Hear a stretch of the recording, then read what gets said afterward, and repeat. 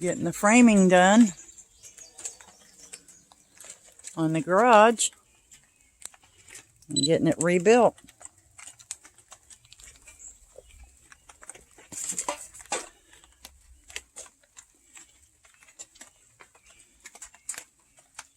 This is one of the old beams right there.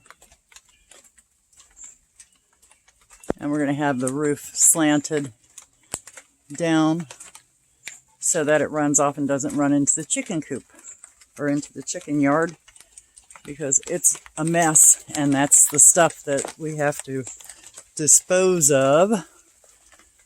Another wild mess, and there's more of it over there. And it's raining. Bye.